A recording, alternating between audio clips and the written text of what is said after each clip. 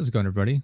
Welcome to the Dead Jester Productions podcast, episode number 181. I'm your host, Josh, or J Moskers, joined this week by special guest John, host of the Retro Movies and Metal podcast. Thank you for being here.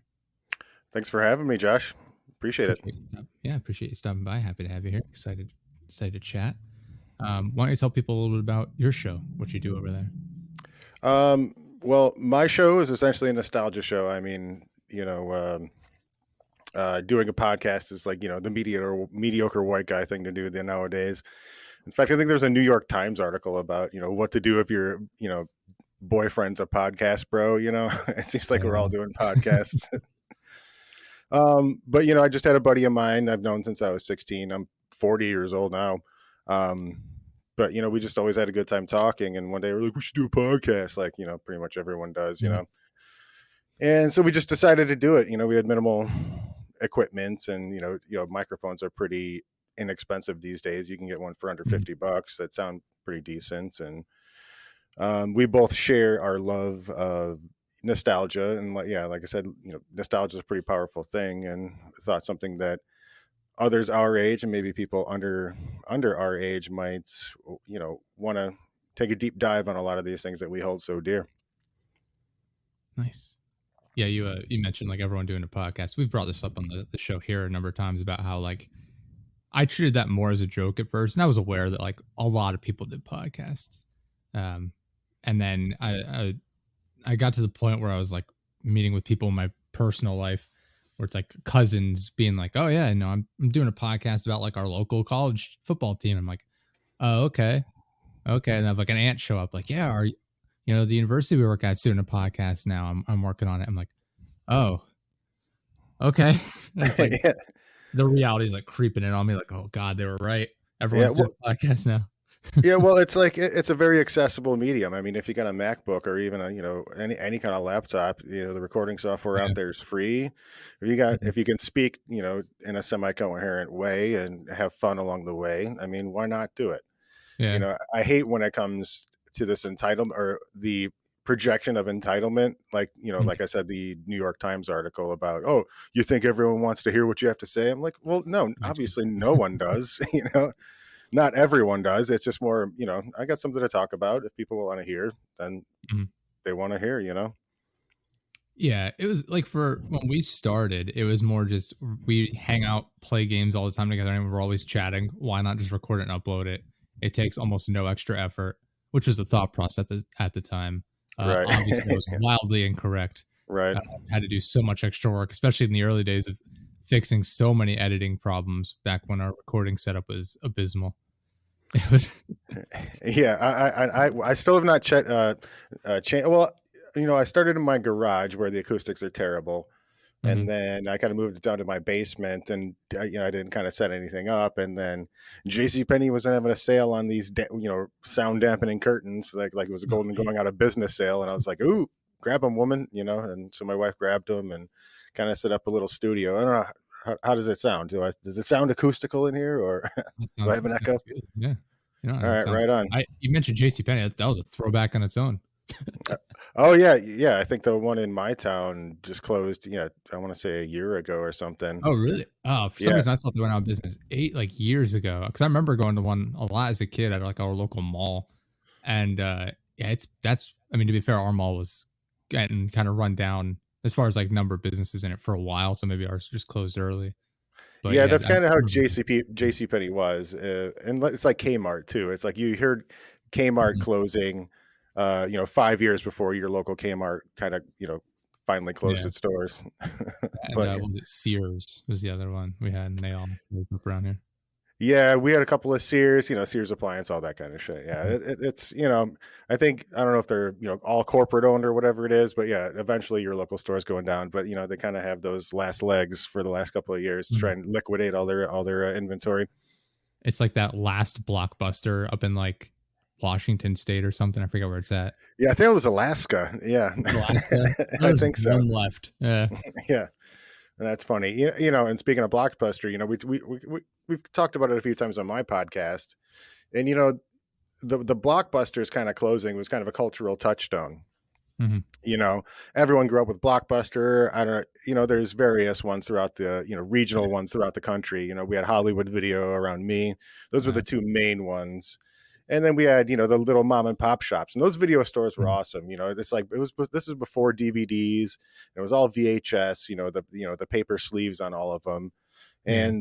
and it has that just breed of nostalgia that we kind of want to recapture with our podcast. Mhm. Yeah, I remember going to Blockbuster all the time as a kid. We'd go in there and browse just to see all the movies that were there. Like we'd get one like one movie at a time, obviously, and then we'd return it, but we wouldn't get a movie every time we were there. And I just remember like every couple weeks, like, oh, we're getting another movie to watch. This is so cool. And I just walk around all the aisles, seeing everything that was there, and it was a fun experience. Yeah, exactly. It was an experience. Fun fact about me, I actually was a part of a crew that was dismantling a lot of blockbusters around my area. There was like Mhm. 7 or 8 of them. We just went and rifled through all their old DVDs, and I've still got maybe Mhm. 30 of them that I still haven't watched, like Terminator 3 and Yeah. Constantine and 310 to Yuma, all that stuff from like the late, early, or mid to late 2000s. It's funny. It's Mhm. it's a little bit of a time warp for me. It is weird seeing like how it's changed because I mean we went from that to Netflix when Netflix was like the paper slash plastic sleeves that they mailed to you. Right? Yeah. We'd get, I think we got like two at a time or something, and then we'd mail them back. Like we'd watch one of them. If it was like a show, you get like two episodes on a disc maybe or something. I forget. And Yeah. you'd Yeah, 3 or 4 send or that back. something like that. Yeah, you'd watch those, send the first one back while watching the second one. That way, by the time you got through the next batch of episodes, the other disc would arrive and would just rotate through it. Yeah, and it's funny. I don't. I was a subscription to Netflix. I had this subscription to Netflix with the sleeves and everything, but I don't think I Mhm. remember ever getting the shows. And man, it would be such an utter disappointment if I was like in the middle of The Sopranos or something, and Yeah. I had to wait for season 4 for 4 weeks, and I just got done with season 3. Yeah. That would not Yeah, be no, good.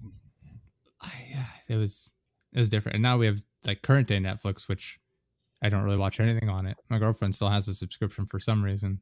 And I'm like, Yeah, it's just a scrolling simulator at this point. yeah, absolutely. I mean, we've got so many streaming services now that, Mhm. um, you just it's an endless scroll. And I did Yeah. have Netflix when they first started their streaming service, Mhm. and it was something where you had to sign on to your computer, then kind of sync it to your Netflix account on your. I think it was through Xbox when I first did it, like Xbox Okay. 360, Yeah. and it was just this constant back and forth between your computer and your whatever device that you had.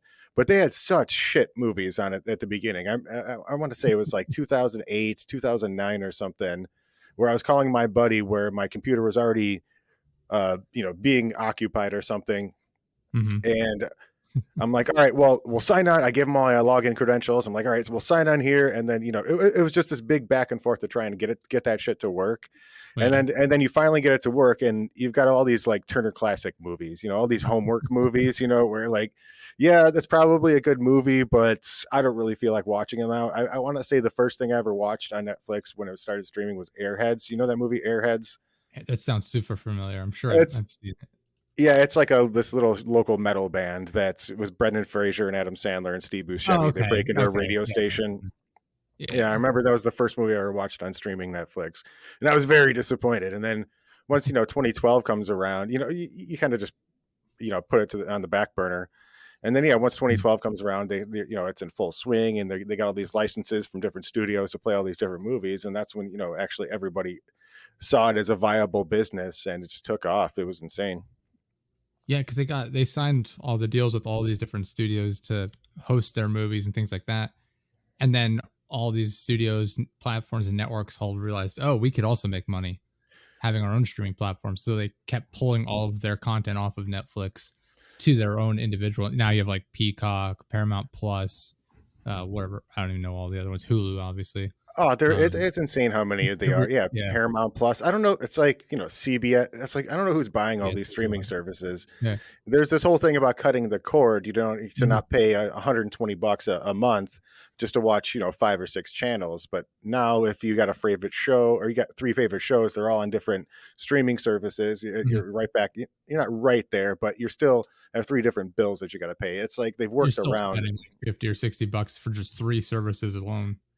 Yeah, right. Yeah, and yeah, these studios in Hollywood have figured out a way around it. And what I always thought was funny is that I think I remember reading that, remember The Office was on Netflix for a Yeah. long time, and they accounted for like 15 or 20% of all overall viewership of Mhm. everything on Netflix. And then once Peacock became a thing, they moved everything over to Peacock, but The Office isn't really catching up to Netflix's numbers that they had on The Office, which I thought is interesting. I don't know. Maybe people are losing interest of it. Maybe it's a sign of the culture wars with the politically correct comedy. I don't know what it Mhm. is, but yeah, I guess it's not as popular on Peacock that it was on Netflix. Yeah. I mean, like, I've had the mindset of, like, for the most part, I won't sign up to a service just for one show. Like, I'm just not interested in that. Uh, and, like, with Netflix, like, if my girlfriend didn't use it, I would tell her, "Just cancel it." Like, it's not I don't know why she still has it to begin with. She's one of those people that just watches all of the, like, true crime documentaries, Sure. everything that comes out. That's her whole thing. Uh, but yeah, like, we had Paramount Plus for a while, and I used that to watch soccer. That was all I used it for. Yeah. Um, and I did that. Like, it was like, what I'd watch, like 4 or 5 matches, like 4 to 6 matches a week for a while. Even before that was a little bit more because it was more teams. And then it's like, all right, this is over, cutting it, done. Well, Yeah, yeah, that's same what. thing with, like, ESPN, HBO. Yeah, I do the same thing with NFL. Yeah, okay. I'm in Illinois. It's in Chicago, and they're starting to work around things. It's like I pay for Comcast, and Mhm. I don't want to watch it on my actual box. It's like I don't want to pay for boxes all over my entire house. So, but they go with the Yeah. streaming app.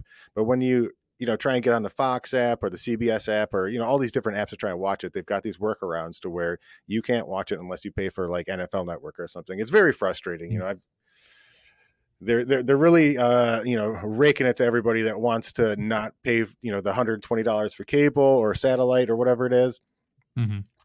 to just pay for all these different streaming services. It's quite frustrating, but yeah. I imagine you have to deal with, like, the blackouts as well for, like, local teams a lot of the times. Because I know, like, when my grandfather comes to visit, he's a Phillies fan, and there's no like, I can get other sports teams on there occasionally through, like, ESPN, but it's never the Phillies. He's never able to watch them. Oh, really? Are you like in between Pittsburgh and Philly?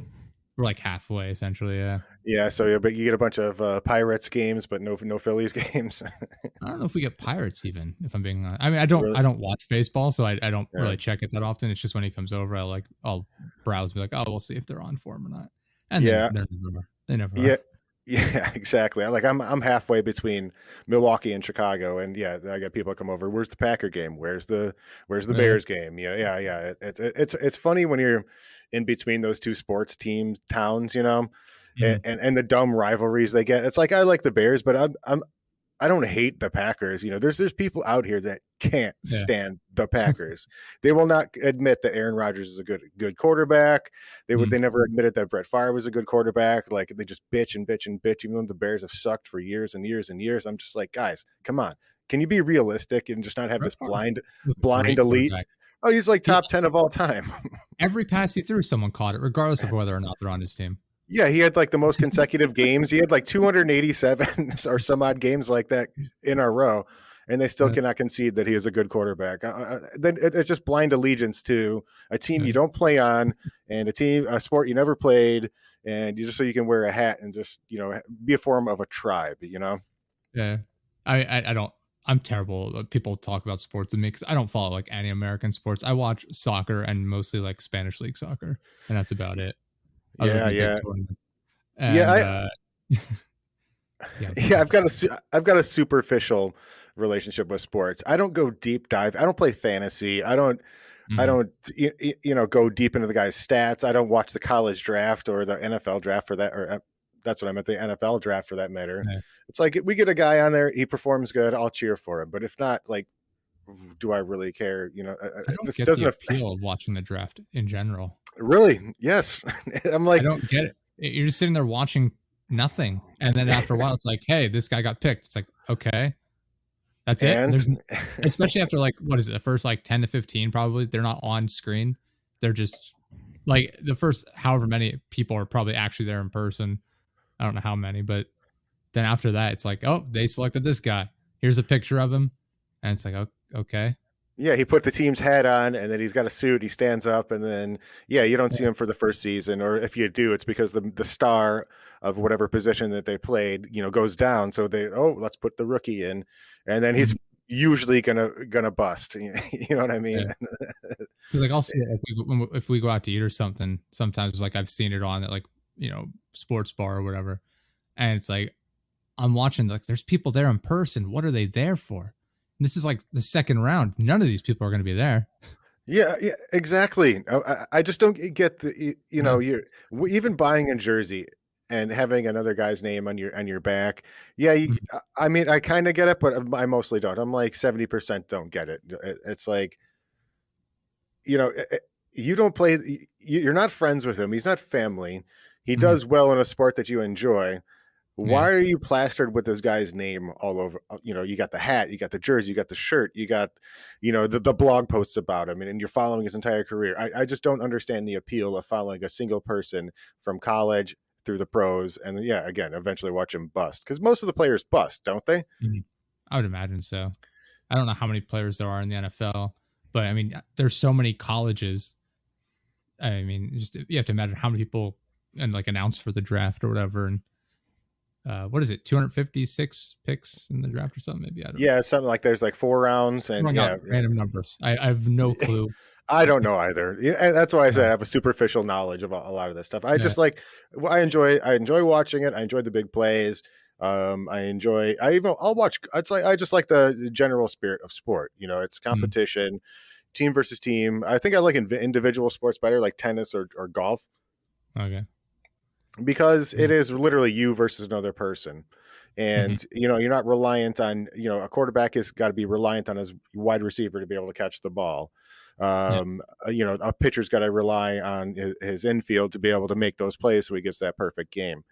And, individually, I think you kind of controlling your own fate and being the best of the world is a little bit more impressive to me than you relying on the rest of your team to make sure that you're safe. Does that make sense?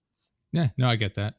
Yeah, I don't know why, but I've just found, like, as I've gotten older, I've found American-based sports unbelievably boring, and I'm completely biased in this. Like, I love soccer, and it's a running joke in the U.S. about how people hate soccer and it's boring and they never score, and so it's like I'm the invert. Like, I realize like that what they're saying isn't true. I'm like, yeah, they score quite a bit in soccer actually.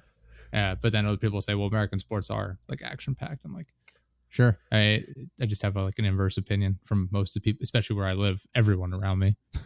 Yeah. I think I heard you say something about, it's not about the scoring. It's about, you're listening on one of your other podcasts. Oh, okay. It's the strategy of setting up the ball and being able to score based on the defense. And I'm aware that that's how like football and stuff works as well. Like you're trying to figure out what their strategy is on defense and how you can get the best like running or passing play to kind of avoid the defenders and create a lane for yourself to score a touchdown. I'm aware of this reality in football as well. And baseball, I understand how baseball works to an extent, but it's more of like a duel between the pitcher and the batter. I'm aware of these things. I just find them less interesting for me to watch personally. Sure, it's very understandable. I just went to a Cubs game like 3 weeks ago or something, and I brought my sons to there the first time, and they were there. First couple of innings, they were having fun, and now it's like it's boring. I'm like, I do much prefer going to games in person. It's way more entertaining. Like I will never watch baseball on TV. Generally, I'll go to a baseball game in person. It's fun to just hang out and chat and whatever while you're watching it going on. Yeah, and I coach my son's or assistant coach or whatever my youngest son's baseball team, and he kind of sees how the game is done, and then he'll go to the major league games, and he's 8 years old and his mouth was just wide open watching how these players perform. And it is impressive, and I just will say one thing about baseball, as far as strategy, there's like a million different strategies you can do in any given situation in baseball. And I think that's why I like baseball the most. It's like, you got to hit, you got to be, to be a good baseball player, you got to be able to hit, you got to be able to run, throw, catch, have good depth perception. And you're not just limited to one, position where all you got to do is run and catch, or, with basketball, depending on which major league team you play for, you got to be able to hold a rhythm on the metal garbage can lid as you're in the World Series. Yeah, exactly. I mean, if you got some rhythm and the cameras aren't looking, you might be able to win the World Series. Yeah. Yeah. No, I used to play baseball as a kid until I got to like middle school, I think. Something like I forget if I was in like 5th or 6th grade. And then I just the one it was I wasn't on the school like playing for the school. It was like the The whatever township. yeah, whatever the you want to call like that league or whatever, that tier. And the one we switched to the higher league, and the coach of that, his son was on the team playing second base, which was my position for the past like however many years. And I was like, well, I always play second base. Can we like, my parents were like, oh, can they just rotate on? He's like, no, my son likes to play second base. He can go in the outfield. And he put me in the outfield, and I fucking hated it. It Hated does it. suck. And I got even more frustrated because like I know I was better than the kid at second base. He was making errors all the time. I'm like, I wouldn't be doing that. I'd be better Mhm. than you at this. I'm not even asking for it all the time. Just rotate us out, and he wouldn't do it. Yep. And I got so mad. I was like, I'm done with this. You just got the Like, seething resentment up against another 10-year-old. yeah, I was like, this is ridiculous.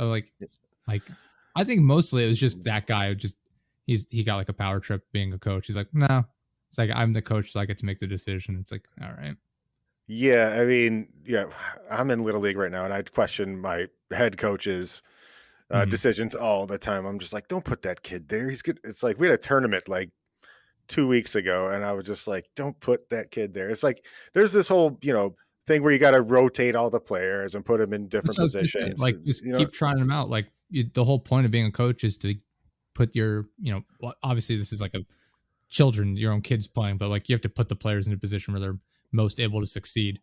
Right. Right. Generally the Yeah. idea. Yeah. And I get the spirit of rotating them, but that's for the purpose of finding out where their strengths at, not just rotating for the sake of rotating, so everyone gets a chance. It's like, especially when you get to the tournament phase, it's like, come on, why are you putting that kid at first base? It's the most important position right there outside of the pitcher. So Yeah. get that kid that's afraid of the ball off that base. Yeah, but yeah, it was frustrating. And now I'm like watching like my little brother. He's gonna be 10. He's adopted, and watching him, like I got him really into soccer, and I'm like, yes, I won. there you But go. what like practicing with him, showing him how to do different things, and our schedules are weird, so they don't line up very often. But we're gonna go out and try and watch some of his games, and just listen to like my dad explain it to like what they do at like his practices and in his games. He's like, yeah, they rotate him like every game, like they put him in a different position. I'm like, that makes sense. Like that's what you should be doing. That's the point. Like it makes it so all the kids can be happy knowing they got to try something new out and do what they enjoyed, while also like helping them learn the different positions and appreciate it.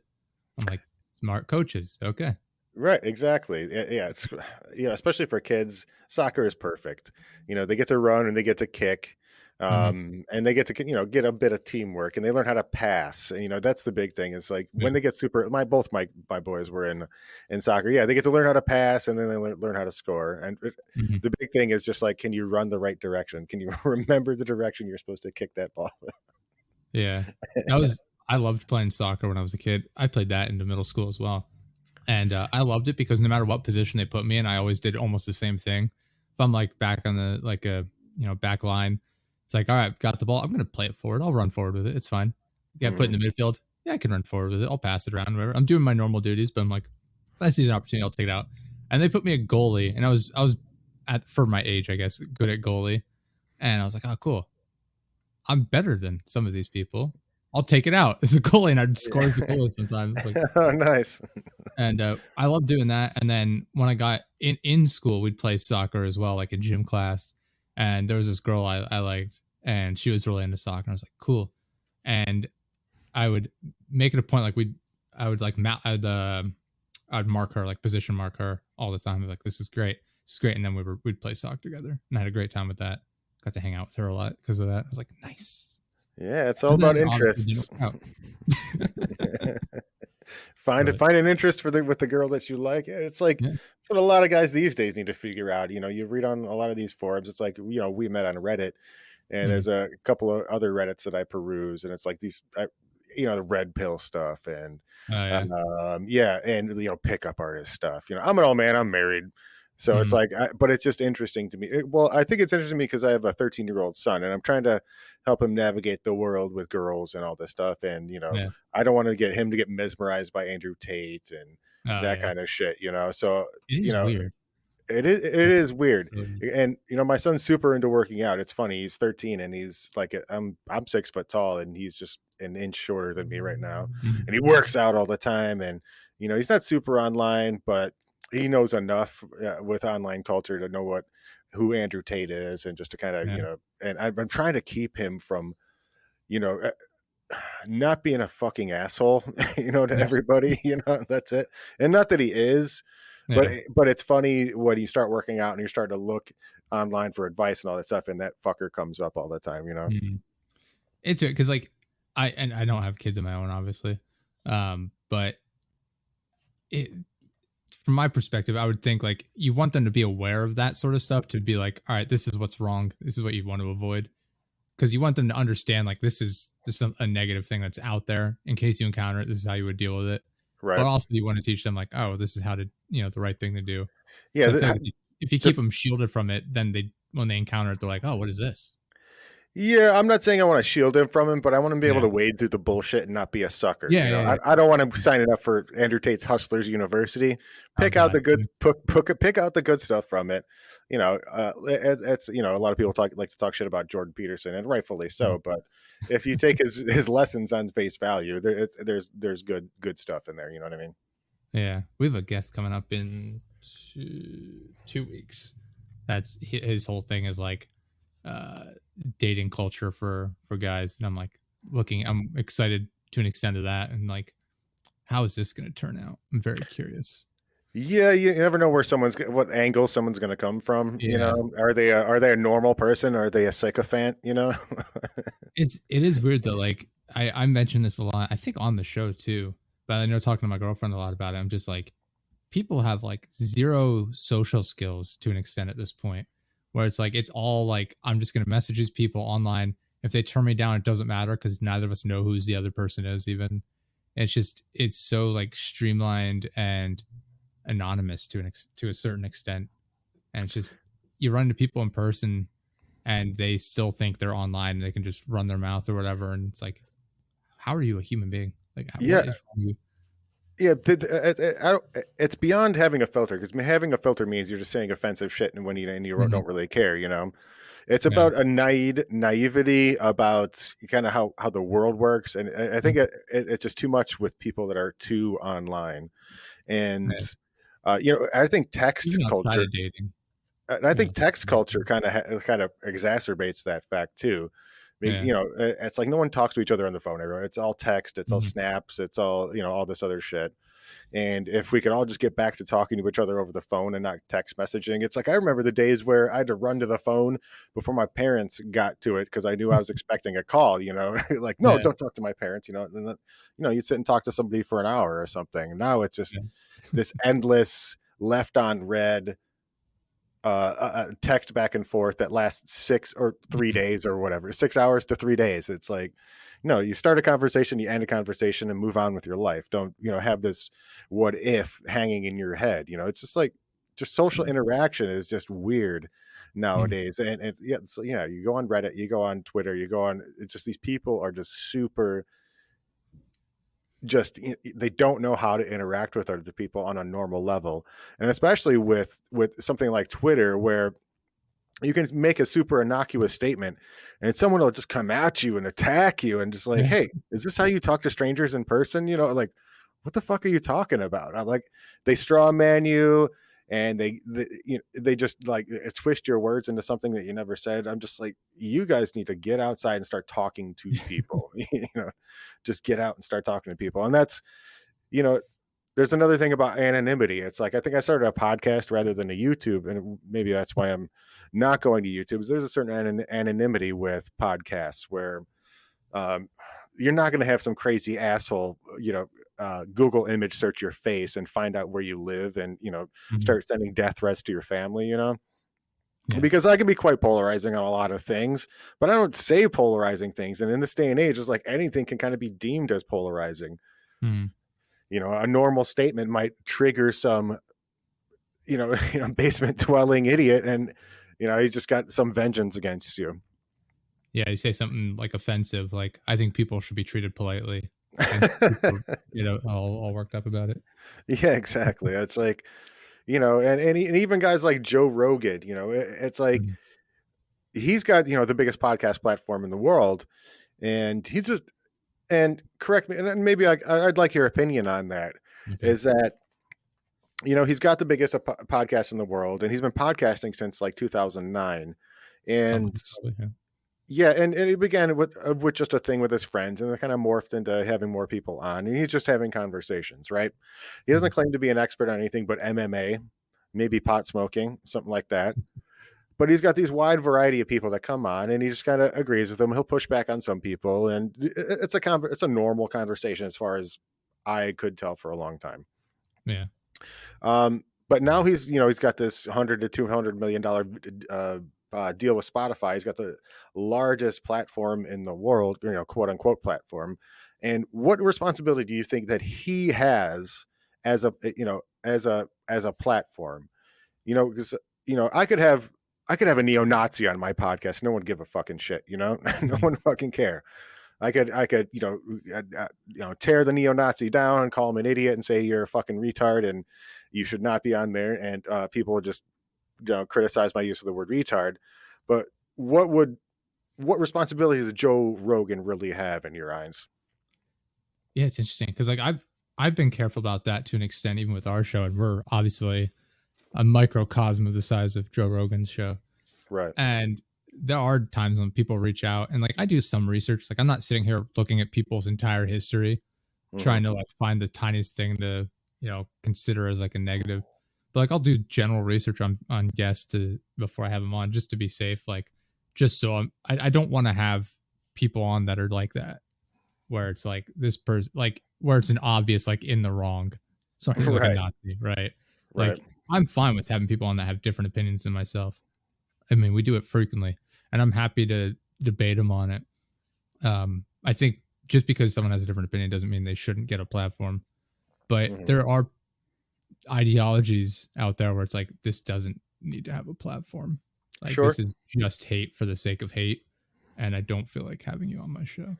And that's the way I've taken it sometimes. I think Joe Rogan's probably on a more strict version of that, just from like the advertising side of it, right? With Spotify and everything like that. Like they have a brand to maintain. I'm sure they're very cautious about some of the guests you might have on at times. Yeah, I'm sure they are, but I'm not talking. I just use Nazi as an extreme Yeah, example, but a lot of people get labeled as Nazis that are not actual Nazis or sure. fascist or whatever it Yeah. is. Again, and I'm not a follower of Jordan Peterson. I find him quite annoying, but again, like at face value, a lot of his stuff sounds, like really good advice. But Mhm. for him to host Jordan Peterson and then have millions of people go on his pod or go onto social media and just say, why are you platforming this kind of hate? And it's like, well, he's not really platforming hate. Does that make sense? It's just incorrect information. Right, exactly. Yeah. It's like how. I mean, that's a situation where it's like you can have that person on the show, but if you know it's incorrect, just have some pushback. Right, exactly. Yeah, don't just let Yeah. them, spout off nonsense the entire time. It's Yeah. as long as you're responsible with your position as having one of the largest podcast platforms in the world. Yeah, Yeah. be Yeah. 'Cause I mean, like, responsible about it. I think letting people just come on your show and just spout knowingly incorrect information. It's like, well, you're doing your audience a disservice as well. Yeah, and it's funny that like with Joe Rogan, he had like guys like Gavin McInnes and that guy Milo Yiannopoulos on, Okay. Yeah. No, and yeah. and he just kind of deleted the entirety of the episodes that they had with them. Hmm. And I wonder if that was from pressure from Spotify, or did Joe Rogan really have this, change of heart about why he hosted this person? You know what I mean? Yeah. Yeah. It is interesting. I wonder how much he cares about like audience feedback, like people complaining, because he has Right. such a large audience where people are like, I can't believe you'd have this person on your show. This is ridiculous. Like, I imagine he's at a position where he doesn't really need to care. Yeah, I'd imagine. But I'd like say someone that's half his size, like Hmm. the, you know, he's had Neil deGrasse Tyson on his podcast a lot too, and a lot of people hate that guy for his, Yeah. for ruining Christmas every Christmas Eve for all the kids. He'll start. You ever seen that guy on Twitter on Christmas Eve? No, it's He'll weird. he'll break down the trajectory of Santa and just and just ruin it for every kid in the entire world. They're like, it is impossible for a single person to take a flight around the world to visit every house. That kind of shit. Yeah. It's like, come on, dude, just you have a little bit of fantasy in your life. I know he did that with I can't remember some other things like Interstellar. Like he'll ruin movies. Like this is why it's impossible. It's like just watch it to enjoy it. Yeah, so you should suspend some disbelief sometimes, dude. Yeah. It's like, I know you're a rocket scientist, but why you got to be the fucking party pooper? Fucking bummer. I was gonna say it's weird because like my entire job, my entire career is based around social media and marketing, and like I spend a remarkable little amount of time on a lot of social media platforms like Twitter. Like I don't even have a personal like Facebook or anything close to Facebook, like accounts. I have a personal Twitter. I use it to reach out to people sometimes, but like I spend a remarkable little amount of time on those because it's like one, I know how advertising works, and I don't feel like just being advertised to the entire time and Sure. seeing a bunch of it, marketed nonsense like where it's like, oh, this is what you're interested in. Now we're just gonna spam you with this, like stuff like that. Like most of my time is spent like doing air quotes here on YouTube, which is just me putting YouTube up in the background while I'm working. And that's about it. Like the other rest of the time I'm on Twitter, Instagram, Facebook, stuff like that is literally business related and not personal. And I like it that way. I don't know. I don't like spending all my free time on nonsense. Yeah, it is all nonsense, but it is fun to watch sometimes. Like I'm not on Facebook, but I'm on Twitter, and I'm a lurker on Twitter. I've got a personal account, and I'll just kind of scroll through the feed and see who's fighting with who, and yeah, I'm just like eating popcorn watching this person fight with that person. It is fun. Yeah. I'm one of those people. I don't jump in, I don't dogpile, I don't go into that, but I'm just like, wow, that is hilarious. We had a debate, not really a debate, but a conversation with my little brother over Father's Day weekend about like advertising in YouTube. We were talking to him about Mr. Beast, and I forget, there's another YouTuber he watches. I can't remember what they said it was. Some Minecraft guy, I think. Mm-hmm. And we're talking to him. We're like, yeah, this is like you're getting advertising all the time. Like you shouldn't be on YouTube all the time as a child. He's like, well, Mr. Beast doesn't use ads. I'm like, Mr. Beast absolutely is. Like all of his thumbnails are designed to get children to watch it. Right. I'm like, and he's like, well, he didn't do it. He's not like selling anything. It's like, did he tell you to buy his chocolate? Did he tell you to buy his merch or do that? And he's like, not really. And I literally pulled up a random Mr. Beast video, which is a mistake because then I got recommended Mr. Beast video. Yeah. I pulled it up and it's like the first thing is like, oh, check out like all the new merch available. Top link, you click on the website and it's like all these bright flashing colors all over his website. And it's like, this is marketed towards children so he can make money, which granted he does good things with. Like I don't have a problem with him as a person. He seems to be a generally nice person, I guess. Right. But I'm like, this is absolutely like 100% marketing, all of it. Yeah. Yeah. He started as around it. Yeah. He started as a guy that was, trying to make the best videos like beat the YouTube algorithm essentially. Mm-hmm. It's like I've heard interviews with the guy and he's just like, spent thousands of hours with him and a team just analyzing what makes the best videos. And allegedly all he does is reinvest all of his stuff back into videos and makes them on a grand scale, Yeah. Yeah. Like I said, as far as I can tell, he seems like a nice enough guy, but to say he doesn't do his marketing is ridiculous. It's willfully ignorant is what it is. Like unless you're susceptible to advertising, Yeah. That's how it is for all of the big content creators on any platform. It's all marketing. That's how they got famous to begin with, because they were good at using the algorithms and making content that appealed to the widest audience possible to get in front of people.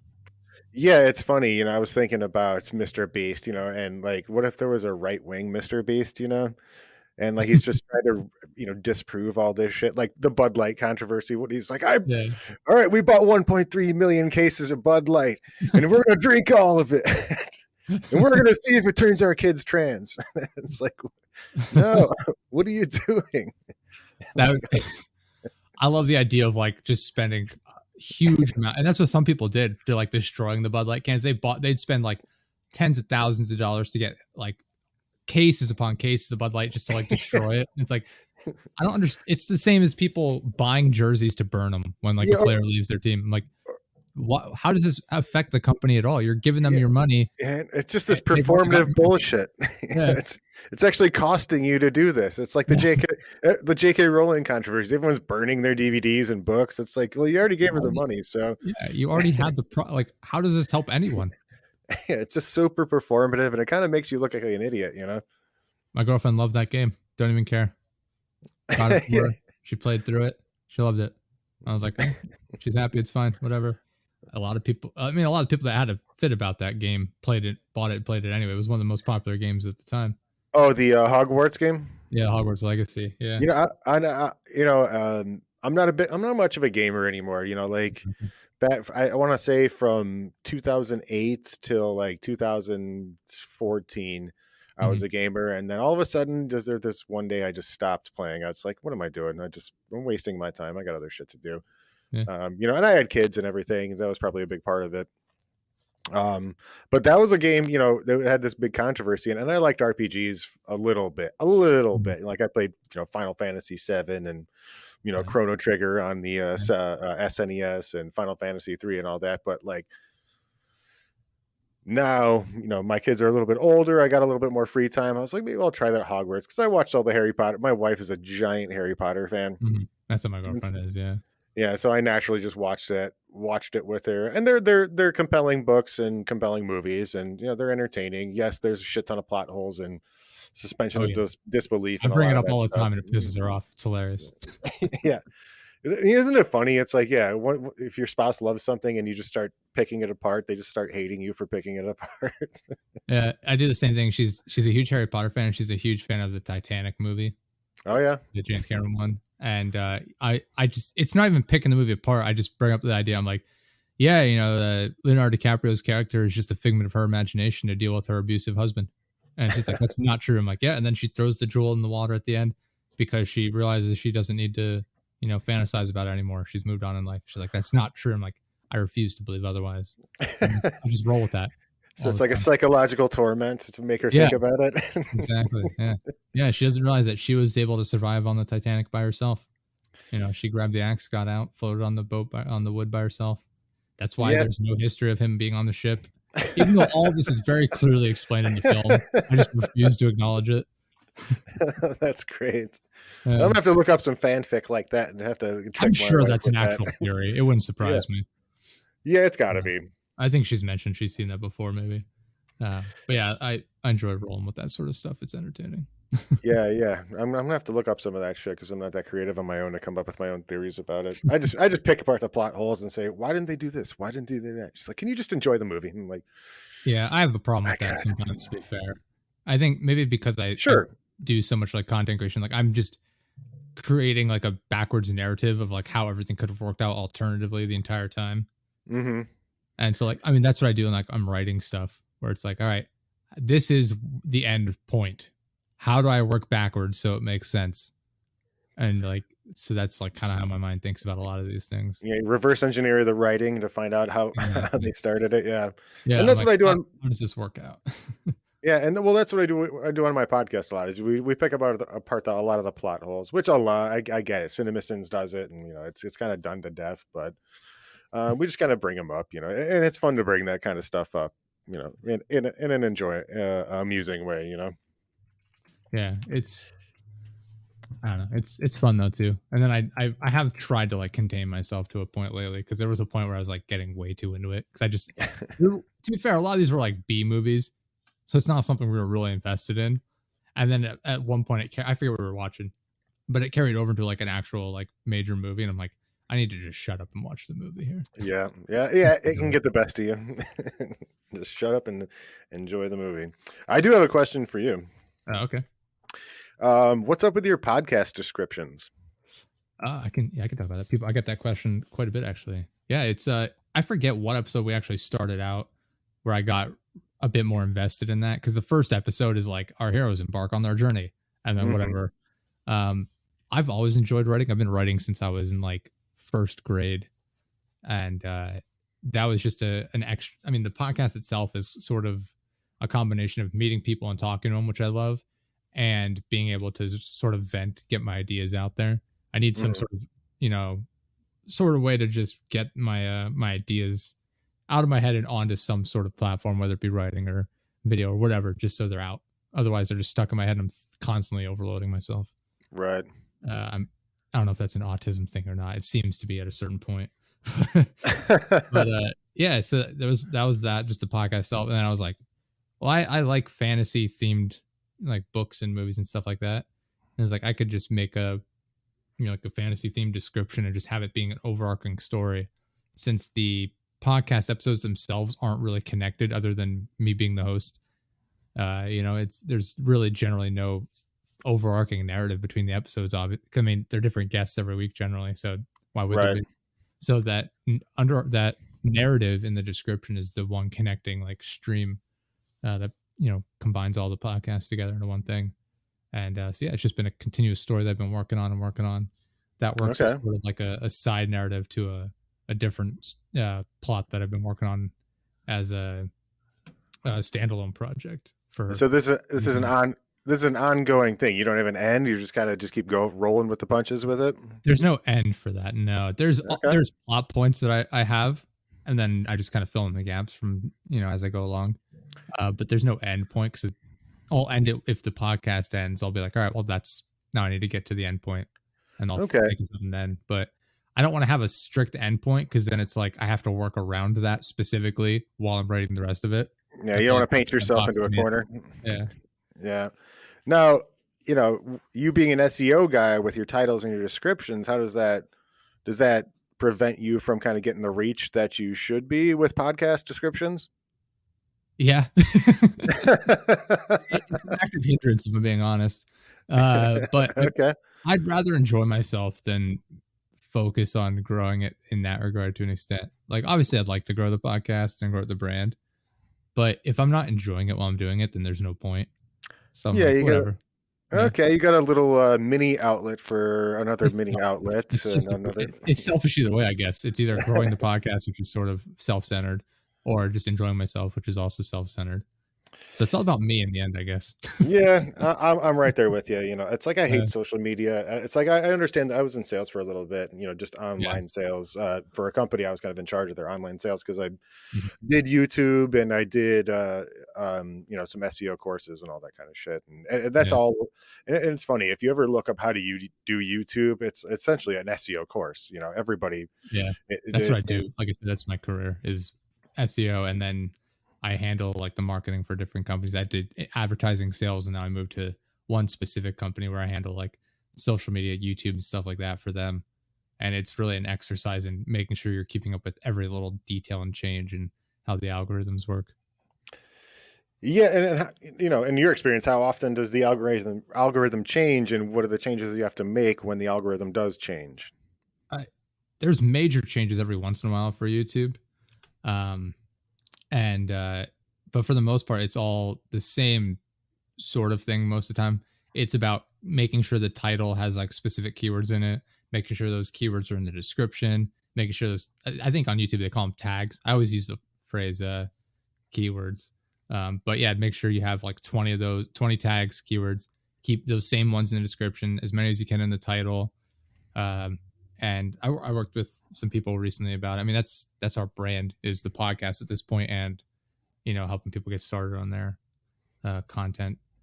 Working with people on YouTube specifically lately, and being like, all right, here's ideas. Like if your uh, show is about at the NFL, like you're gonna have all the NFL like the teams in the description, stuff like that. Description, like making it so it reads naturally, but it's you know It's got those key SEO. elements in there. Yeah. And then obviously there's other things that lead into it. The thumbnail, the length, the chapters that you can add on to it, closed Right. captions. There's so many little details that factor into how And YouTube promotes it. really all that little shit, like doing the chapters, doing the closed captions, that Mhm. really does affect the SEO. It does because they want to promote. YouTube wants to promote content that's as accessible as possible, so it reaches the widest audience possible. Okay, that makes sense. That does So make like that, sense.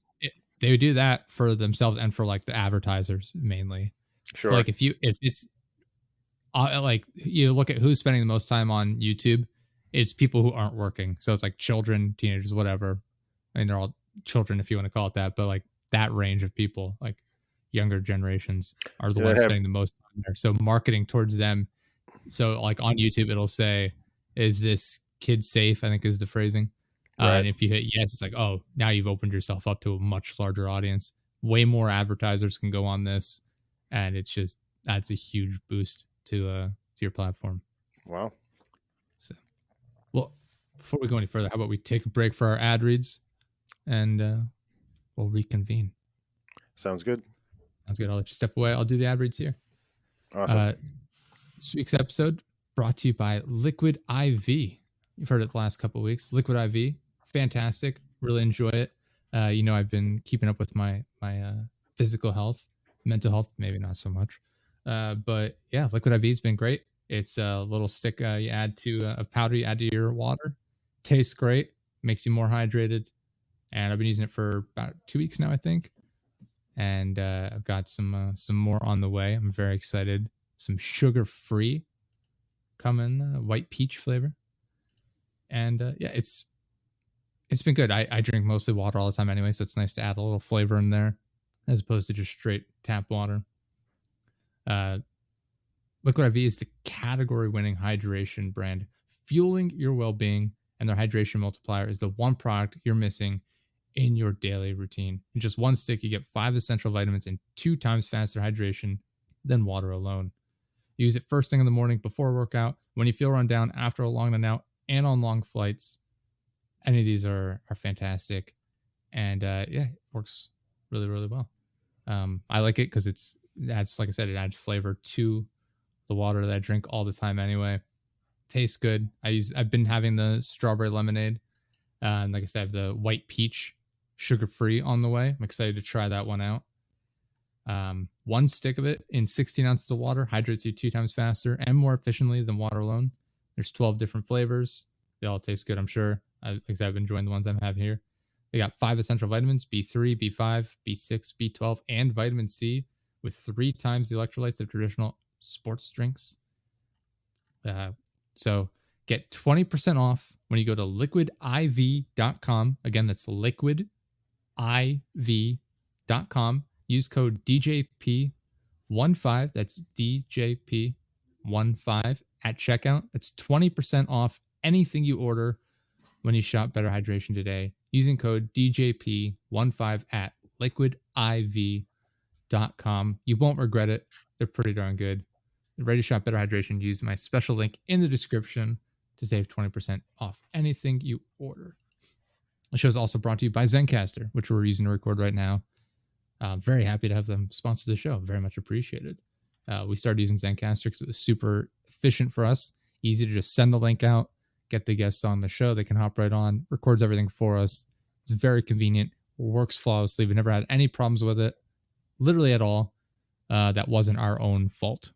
So we've never had any problems with Zencastr specifically, which is fantastic. So many other services could be a little bit of a mess. Zencastr, not at all. Works great. They're super helpful. They have fantastic support. Can't recommend them enough. It's super easy to record a podcast with Zencastr. You log in using your browser and start recording a high quality podcast right away. Record studio quality sound and up to 4K video with your guests.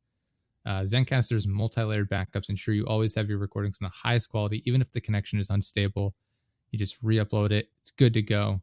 It's fantastic. Super, super convenient.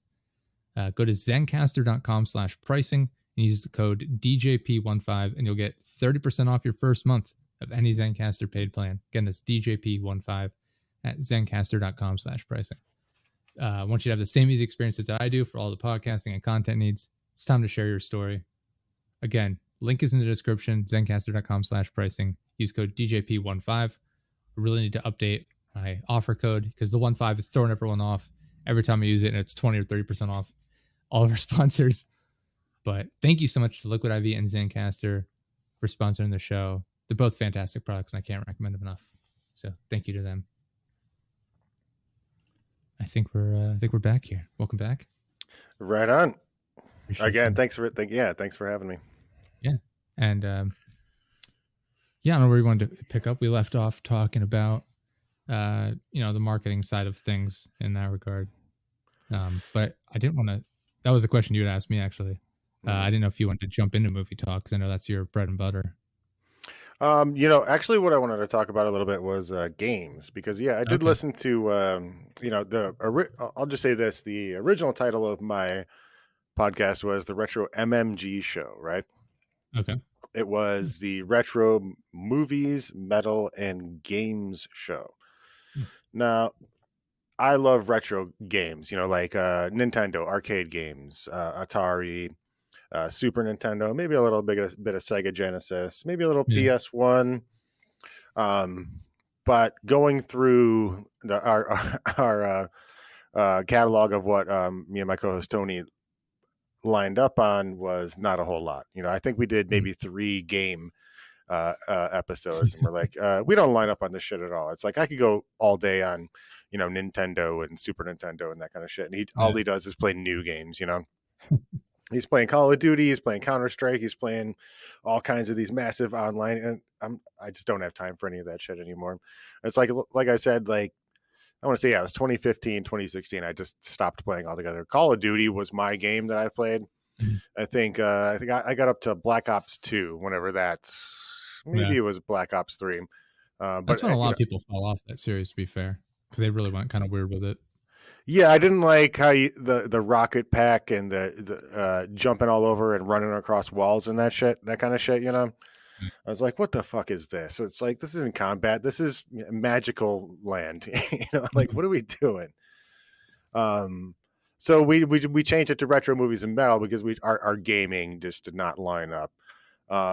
And what, I forget how old you said you were. You're like 29, 30? I'm 29. Yeah. Okay. What was your kid games growing up? What's the first system you remember having? I had the original Nintendo. I remember playing Mario, like Metroid. Oh, Stuff you like played that. Metroid? Yeah, I did. I think it was just the original one. I was never a huge Metroid fan, Okay. but that's what I had available at the time. I think it was my stepdad's console, and then I had the Super Nintendo. I remember playing like Super Mario World and was it Super Mario Brothers 3, whatever. I forget all the Mario games. A lot of them ran together at the time. Sure. But yeah, playing a lot of old games. Donkey Kong Country. Remember playing that. I was Yeah. terrible at it. I'm still terrible at Donkey Kong. We got one for the Switch, and I'm just bad at it. Yeah. It's like Yeah.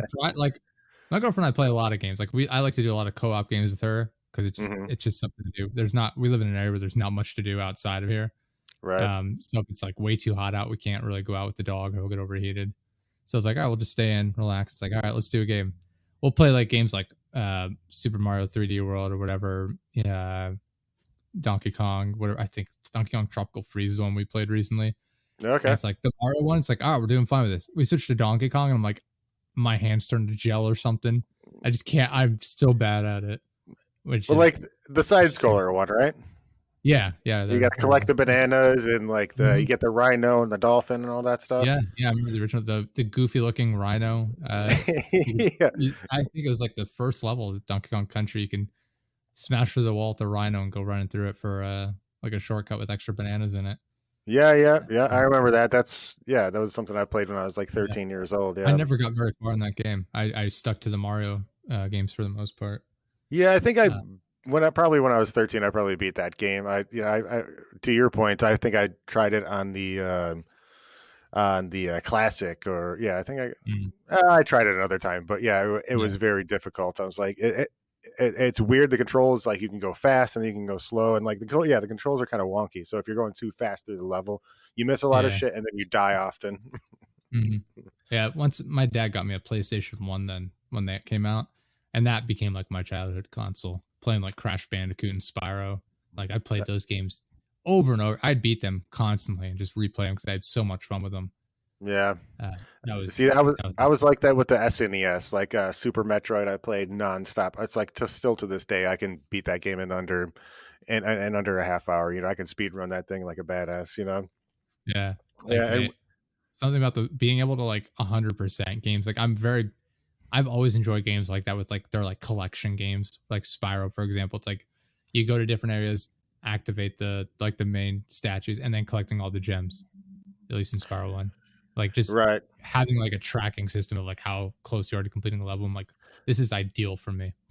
Oh yeah, it's like I've always been a completionist like that. Even with the Mhm. Donkey Kong Country games, like with the Mario games, you get all the Yoshi Yeah. coins and the Star World and all that. Hmm. And I think once the N64 came out, I played Super Mario Mario 64. Hmm. I remember Turok. Do you remember when Turok came out? You remember that game? And I Gold. have played. I played Turok on the original Game Boy. I think it was Turok 2 maybe on Oh Game wow. Boy Color. And I actually never got a Nintendo 64. I don't know why. Oh I really? had I forget what year, like the years all these came out, but I had like PlayStation, PlayStation 2. I've had every PlayStation console. I've had every Xbox console. I'm like every other Nintendo console because I skipped the 64. I got the GameCube. I had the Wii when that came out, but I skipped the Wii U and then got the Switch. So I've had like a variety of the Nintendo ones. I had a lot of the handheld ones: Game Boy, Game Boy Color, Game Boy Advance, the 3DS. I've had a lot of those, but I'm on and off with Nintendo. The other ones I've Yeah. had all of them. Yeah, I was kind of like that. Like I had a 64 and then I got old enough and I just sold it to somebody. I Mhm. just stopped playing video games at a certain point, started getting high or something. Needed money. But yeah, I had a 64 and I played Ocarina of Time on that. Mhm. And when I was a kid, I played the first Zelda game and I think I never beat it. Got halfway through a bunch of the times and I was just like, fuck this. I don't really want to finish this. It got boring Yeah. for me. Um, but once the A Link to the Past came out, that was one of my favorite games, and I'll still play that game to this day and beat it, get all the hearts, get all the weapons, and I know it all by heart. It's funny. I love that game so much. And then yeah, once the 64 came out, I played Ocarina of Time, but I didn't play it when I got the 64. I want to say I played it maybe when I was like 22 or 23 or something like that, and I loved the shit out of that game, that Ocarina of Time. Mhm. Yeah, I just recently got into Zelda. Like I played Wind Waker. I was a huge fan of that, and then I got into like the two most recent ones, the Breath of the Wild and Tears of the Kingdom, which I'm playing through now. Yeah, everyone says that Tears of the Kingdom's the shit. Like that's It's like it's like 200 hours to beat or 150 hours or could be. something. It's one of those games where it's like because it's a direct sequel to Breath of the Wild, and like you look and it's like okay, Breath of the Wild it's like that old saying like Breath of the Wild walks, so Tears of the Kingdom could run. And it's like that Okay. is never been more accurate. You could look at it at face value and be like, oh, this looks really similar, and it visually it does to an extent, and then you realize like, oh, they've completely changed like the way the world works. Like the mechanics are vastly different in that like you combine like any two items essentially can be combined into new weapons, and you can stick stuff together to make like vehicles even like Oh, no way. it is so much more based and centered around uh like your ability to be creative and create things that help you traverse the world or like attack your enemies. It's so much more creation based than just walking around fighting enemies. Looks like I got to get a Switch then. That sounds right up my alley. Like, and You could I was a big Metroid fan too, and that Metroid Dread looked awesome. They kind of took it back to the 2D Mhm. side scroller, Yeah. and I just watching people play it. It's like I'm like I said, I'm 40. I got two kids. I'm working. I'm building. I build furniture on the side, and I do a lot of stuff. And it's hard for me to get kind of back into video games where I could play maybe 2 or 3 hours a week, if that. Mhm. So it's got to really be something to kind of catch my interest. And you talking, that Metroid Dread was really about that, and I'm sure my kids would love a Nintendo Switch. We've got the Xboxes. We don't have any PlayStations, but we got all the Xboxes. I bought my son this PC. It was like $1,500, and like he plays the hell out of it. And it's funny when I did talk to him about it. I'm like, all right, well, if we're gonna buy you this PC, then we're not buying Xbox, we're not buying PlayStation. You're gonna stick to this thing. You know what I mean? It's like Yeah. growing up, I was never a multi-console household. It was Mhm. pick one and stick with it. It's not like we had Nintendos all over the places or PlayStations all over the places. It was just Mhm. like nope, nope. We're buying this for you, and if you want a game, it's going to be on your birthday or Christmas or something. That's the reason I was able to get like the different consoles. I kind of went back and forth. Like I had a PlayStation 2, and then my dad had the Xbox, and I lived with my mom and stepdad, so I wasn't at my dad's all the time. But like when I go to visit, Hmm. we play the Xbox. And then I got the Xbox 360 instead of a PlayStation 3. I played that for a bit. It got the Red Ring of Death, and I was like, Oh great. So it was toast. So I got a PlayStation 3 instead, and then the Xbox One, I guess, was the next one I got. And then right around then is when I moved out. So I was like, all right, I'm just gonna get my own. I mean, like even up till then, from like middle school through high school, I worked. Like middle school, I was working in a farm market, just working in the fields picking fruit for them. So I just saved up my own money and bought all my own games and consoles and things like that. And once I graduated, I got a job.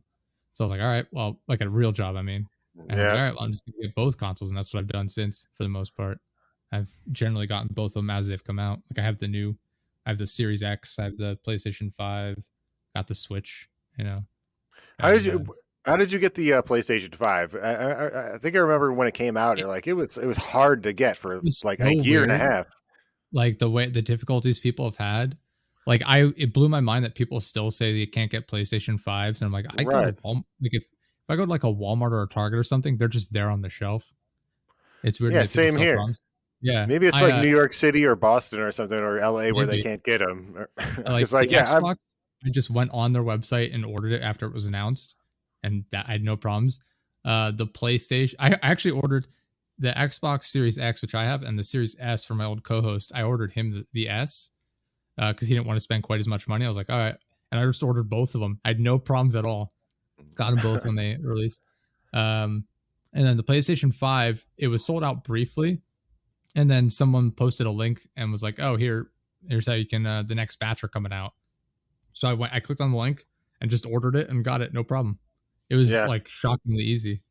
Um, yeah, and then like I said, I've even still I see people complaining about having difficulties getting the PlayStation, and I'm like, I'm pretty sure you can just go online and order them from like Best Buy or PlayStation's website at this point. Right. Wait 2 weeks, 3 weeks, whatever it is, and Yeah, yeah, have it show up on your doorstep. And it's like you go on Facebook Marketplace. I remember when it was in its heyday. You go on Facebook Marketplace, people are selling them for like $1,200, yeah. $1,500, I and was they just not get gonna do that. inundated. They just get inundated with people talking shit to them. Mhm. But I'm sure they sold that. It's like people wanted it now. People are gonna pay for it to get it right now. Yeah. I have family that live down in the Philadelphia area, and they were like, all right, we're going to just get as many of these as we can. They went on like Best Buy, I think it was what they used. And they ordered like, for between the four of them, they ordered like 10 consoles just to, because sometimes they were getting canceled, like, oh, we're out of stock. So they ordered like 10 of them and they ended up getting like eight. I'm like, do you want one? We'll just sell it to you for like the actual price. I was like, no, didn't have any problems. Yeah, I got So one. I think It's they did cool. that. I think they went on like Facebook Marketplace or somewhere, and they're like, "Yeah, we'll sell it." I forget the exact price at the time. If it was $500, like, yeah, we're selling it for 600. People bought them right away. Yeah, exactly. It's supply and demand. Yeah, Everyone wants to talk shit about capitalism, but that's capitalism at its best. yeah, It's like you don't want to get hosed, then wait. Just have a little bit of patience. You got a yeah, PlayStation 4, play your games and have fun with it. Don't have this fear of missing out of mhm, people that are playing the new system before you are. It's like, there's plenty of yeah. people on the server playing Call of Duty, whatever.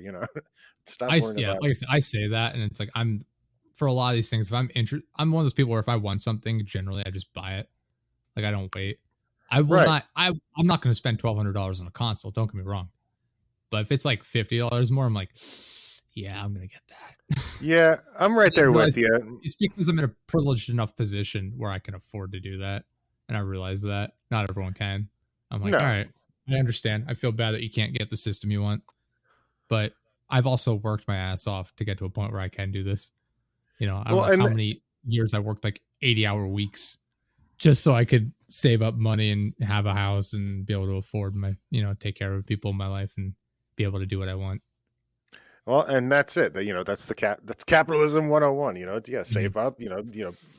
Avoid being impulsive on the shit that you don't want to be. You don't need to be impulsive of, and then you got that little nest egg that you could buy. That's saving 101. And I think a lot of people kind of get that.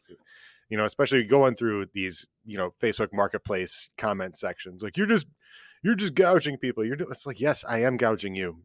And you're What don't stupid you enough get to pay about for it. this? Yeah, if people are dumb enough to give me the money for it, I'm gonna keep doing it. Yeah, it's like, how about I put it up another $50, Yeah. buddy?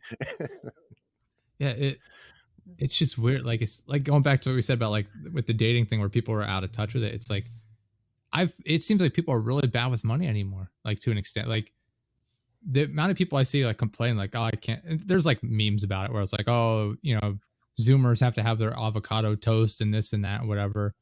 And it's like, but at a certain point, it's a meme because there's some hint of truth to it. Sure. Like my sister and her husband are like that for sure. I mean, she has all of her own problems as to, but like just to narrow it down, it's like she's terrible with money.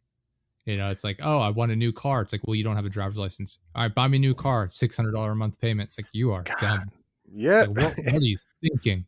And Yeah. it's like, oh, I wish I could, get this, but I don't have the extra money. It's like, well, then why do you keep buying a new cell phone every single year?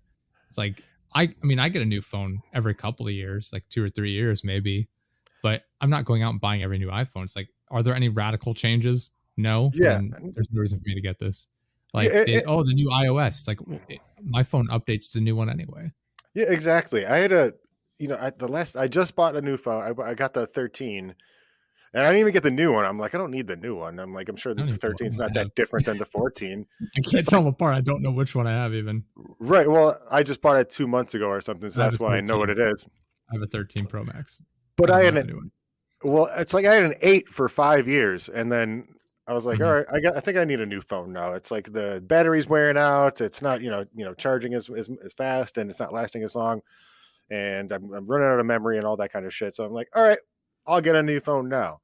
Just because the new one comes out, with this, a third eye for a camera. And I went to the fucking phone store, and I'm like, well, what's the difference between the 13 Pro Max and what's the difference? Oh, it has a nighttime camera on it. I'm like, well, I don't give a Mhm. shit about taking pictures at night, so why do I need it? And they're like, you Yeah. don't. I was like, all right, well, they'll give you the standard one, and you know, I'll pay for it right now, and boom, and this thing will last me another 6 years. Mhm. That's the one thing I never got is like I need to have the newest phone right now whenever it comes out, and also with like shoes, like with the Jordans. Yeah. They have these shoe bots that every time the Yeezys come out or the Jordans come out, like they got these these bots that just buy them all up. Mhm. And then they just repurpose them on eBay and sell them out. It's like, who the fuck cares about your shoes? It's like they're utilities. It's like, especially a gym shoe. That's one thing I never got. Like basketball sneakers, I'm not wearing them out to the club, or Yeah. I don't go to clubs, but you know what I mean. It's like if I'm going out to a nice event, I'm not wearing my $500 shoes, gym shoes. I'm gonna Mhm. wear, $100 pair of leather soled whatever. Yeah, that, and like it's not even like big expensive purchases nearly all the time that I'm referring to either. It's people just spending little amounts here and there, but all the time. Like food, like DoorDash. DoorDash is so expensive when you consider it. Like I we have food here in the house here where it's like we'll just buy bulk chicken for like 20-25 bucks or something maybe. I don't do the shopping. So, Sure.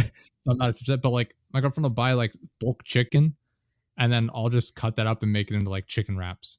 And it's like that's meals for like 10 days maybe. Yeah, And like meanwhile you have absolutely. people out here like, oh man, what are we gonna I'm gonna get Chipotle. I'm gonna go to like Jersey Mike's. I'm gonna get, it's like you're like, why are you spending like $30 a meal from Yeah, DoorDash? it's That's insane. insane. For one person essentially.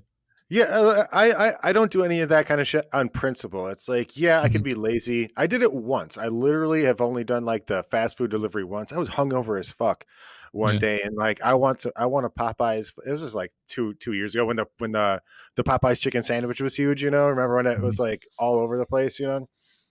And I was like, I just want Popeyes. Just give it to me. The fucker took 3 hours to get here, and I'm like hurting in bed. I'm like, I just need my chicken sandwich. Yeah. And like took 3 hours to get there. It was fucking cold, and it was like 40% more than it would have been if I just drove my ass to 5 minutes away to go get it. But Yeah. I was hungover. I was probably not fit to drive. But yeah, hearing these people doing DoorDash, isn't it like an extra 30 to 40% to do it? It's like It another is like so expensive. Like we do it in the office occasionally for work. And like I said, like I do it every once in a while, but I'm also not sitting around complaining about how I don't have any money and can't afford my stuff is so expensive. But like I can probably find an order here on my phone actually if I pull it up. And yeah, it's ridiculously expensive because you're paying. It's a markup on the food itself. Uh-huh. Oh, here we go. Can I find this? Let's see here. They ordered Cadoba. This is what it was. I'd never had Cadoba before. That's my problem when I go into the office occasionally. Is where I live here, we don't have we have a pizza place and a McDonald's in town, and I don't feel like eating that really, Right. especially all the time. But even yeah, couldn't I be want to come bothered. back to that. I want to come back to that in a second, but go ahead. Okay. Yeah. Anyway, so like I like to try new restaurants, but when I'm at work, it's like I'm just here to get the work done and go home. So Right. like if you guys are ordering something, I'll give you the cost for my food, but I'm not paying the delivery. They're like, oh, that's fine. It's getting delivered anyway. I'm like, all right. So I'll do that occasionally. But I ordered it the one day. Where's the Oh, here we go. View receipt. So this is from Cadoba, which is like Chipotle, like Mexican sort of stuff. Right. We got them around me. Okay, so it was 2 quesadillas and a soda. The soda, 20-ounce bottle of Coke was $4.10. Good I was Lord. like, we literally have a vending machine in our building, and I they're know, like that's $1.50. That's Six Flags prices. Yeah, I was like, well, you get the Coke, it's fine. It's my treat this time. And yeah, for the 2 quesadillas and the Coca-Cola, it was $35.39. Good God. So it was $28.20 for the subtotal.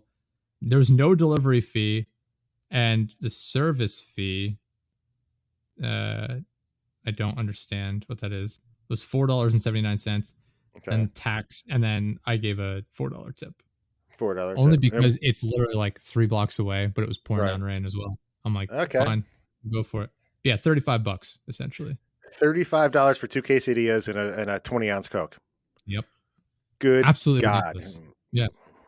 That's why I don't do it. Exactly. Well, it's like, it's not only the I could have had 2 weeks of meals for that price. Well, it's like, I don't do it on the principle of it. It's like if I'm, again, I did that one time when I was hungover. Literally one time I did it. Where it's like, if I can't get my fat ass up to go and drive to get some fast food, it's like I've lost the plot. I'm like, I'm ugly American at that point. And I don't want to be ugly American. I don't like eating fast food anyway, generally. It makes me feel like shit. Yeah. It makes me feel like shit. Well, not only health-wise, but like human-wise. I'm like, no, I'm a human being. I can cook my own food. I know what chicken breast is. I know what steaks are. And I've been cooking for myself for the last 25 years. So I know exactly what to do to make a healthy meal on the cheap, and not to hire some fast food place to come and get it to me. I cook all the time. I'm like, I can make better food than this anyway. Oh yeah. My close boss had recommend. I can't remember the guy's name now. I think I could pull it up. Where his whole thing is making food. Here it is. It's Joshua Weissman, Weissman. That sounds very familiar. His whole thing is like, but better. So he takes like a Big Mac. And he's like, here's how to make a Big Mac, but better. And he makes it from scratch. Oh, this is the one. Is that the guy? Is that the guy that's got glasses and kind of long hair and like the French apron? I think I've seen him. Yeah. Okay. Yeah. I haven't watched any of his videos yet. I've been too busy. He's got like millions of followers. Funny story. I did start my own cooking channel on YouTube at one point. Nice. I considered at one point. I was like, I just don't have the setup in my kitchen to make this work properly. Well, plus I'm too distracted by cooking to work with a camera. Yeah, well, I did. It's like, I've got 2 kids and my wife works not nights, but she's like home at, 7 o'clock, So I was like, well, I cook every day. And I'm like, well, since I'm cooking every day, let's see what I can do about just filming it, Yeah. And I started the channel. I'm like, yeah, I cook every day. Why not just film it and do this? But, it's a lot more work than just filming it. And, you got to edit it and get the thumbnail and do all that kind of shit, And I think I did like 16 videos, and I just did it with iMovie.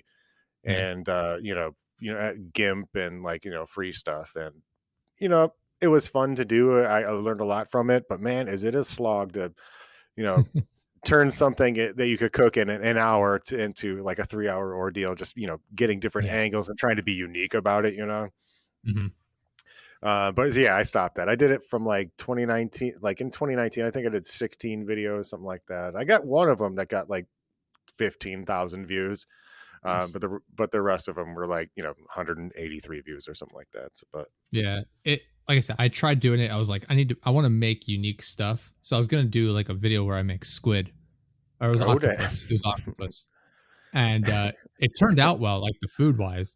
But the video I was like, I'm too focused on making sure I prepare the food properly and I'm doing it like safely. Like, I don't want to be flinging around like a hot pan, showing it off, and like bumping somebody with. I'm like, Yeah. I'm too focused on the actual preparation of the food, and like I had no experience with like food preparation videos, like how to make them at the time.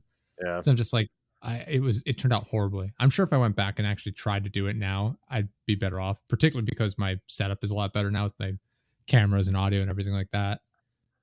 So it'd probably turn out a bit better. But yeah, I just at this point I'm like, I just like making the food and eating it right away. Yeah, exactly. I'm like, Oh, yeah, even though I cook every day, it's like I don't want to be filming every damn thing that I cook. yeah. And my whole thing going into it was I'm like, all right, well, because I cooked a bunch of basic things. I did how to cook bacon, how to cook a whole chicken, how to cut up a chuck roast into like beef Yeah. stew, how to do basic things. I'm like, my thinking was there's someone turning 18 every day, there's someone getting their first apartment every day. Mhm. Why not kind of capitalize on that, get these evergreen kind of videos going. Yeah. And We yeah, considered doing something like that too. Like how to like it was gonna be like guides on like how to adult essentially. right. And it Yeah. was gonna be like how to save money on like steak. Because like a lot of the money people waste on food is having all the work done for you. Like you can instead of going out and buying steaks, which are so expensive right now, Uh-huh. for that's like we go to like Wegmans, it's like $25-$30 for a ribeye steak. And it's like I can buy a ribeye roast for like $100 and get Right. like 13 20 steaks out steaks of out of there. there. So, yeah. I just go to my local butcher instead. It's like, oh, here, I'll buy the ribeye roast from you, chop up the steaks myself. They're even better because it's hand cut by me. I do the Right. same thing with like bacon. Every summer I buy pork belly and I smoke all the bacon myself and it lasts forever. Oh It lasts no. as long as I want until I decide to make some more. That's awesome. It tastes better. It's so much better than just heavily processed food, and it's so much cheaper in the long run. Yeah, it is cheaper, but there's that upfront thing. It's like your average 18-year-old doesn't have $300 to go to Costco You're and right. Yeah, buy a rib yeah. roast and chop up these steaks and then get a vacuum sealer. It And then goes back to the idea of like not wasting money on stupid things, it right? does. Yeah.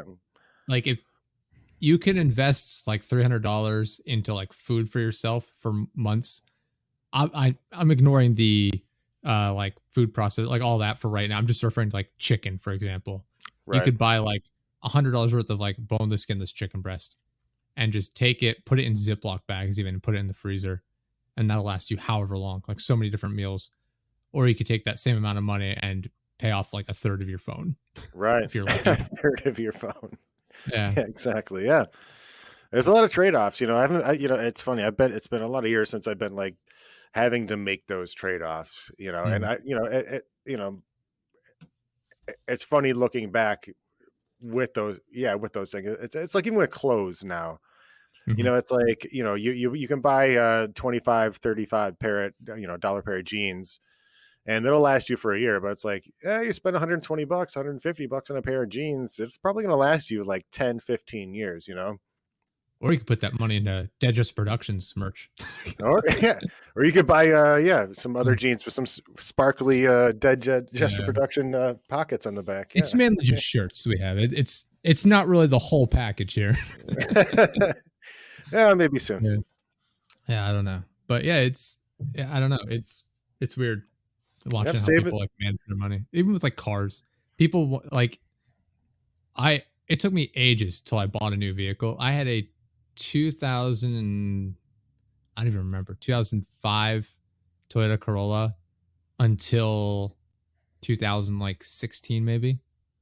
And it just wasn't working for me because I lived on top of a mountain and it snowed every year at the time. I was like, I literally can't get home safely in this. All right, you need some four-wheel drive action. And it was at like almost 180,000 miles, probably something like that, if I remember correctly. I was like, all right, the cars lasted a long time. It was a hand me down I bought from my aunt and uncle, and I was like, all right, this is my first car. I was like, cool. So I traded it in and got a Subaru Outback. I bought a used Subaru Outback. It was a 2011, I think, Nice. and I drove that until this year. Actually, was it this year or last year? I can't even remember. Everything runs together at this point. I Yeah. traded in. I was over 200,000 miles. It had 30,000 miles on it when I bought it in like 2017, 2016 ish, and in like 5 years I put Drove 180,000 miles on it. drove the shit out of that thing. Drove it across the country and back. Drove it from Pennsylvania down to Florida and back, and all over the place. And I beat the shit out of that car. Just taking it like not I'm gonna say off road, but not in the sense of like I'm driving over boulders and stuff. Like I'm just taking it on like grassy paths back through the woods and stuff. Right, you're not So covered in mud. You're just, it would get splat muddy. We go to like running boards. there's state parks not terribly far from here. There's like Ricketts Glen State Park is like a bunch of waterfalls and stuff. And you can drive. What's the World's End State Park? And you can drive around on like these back roads that are just mud essentially, and just driving through the middle of the woods to like cut through the middle of the state like area, state park area. Nice. And I would do that, and it's not like it's like serious off-roading, but it's not on an actual road. Yeah, that's what those cars are made for. That's what those cars are Exactly. made for. It's like all-wheel drive. Yeah, you're not climbing Yeah. boulders, but you're getting off the beaten path. And I beat it up. It it's needed a ton of work, and I was like, all right, I'm gonna trade this in for I got a Hyundai Kona. But even then I was like, it's a 2020. I'm like, I'm just gonna buy used. I got it right at the point when used cars were about to explode in value.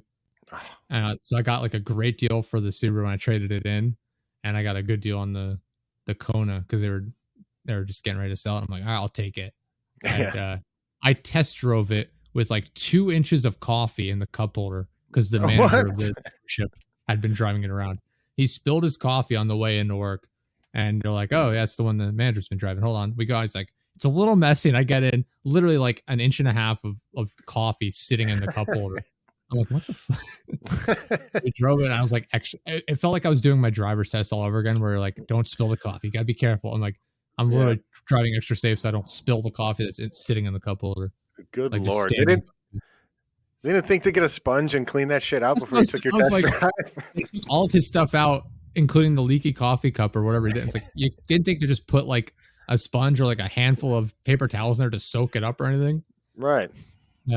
So I tested. Was like, yeah, I think I'll take it, whatever. And they're like, all right, we're gonna go for lunch or whatever, and come back. We'll clean it up. I'm like, all right.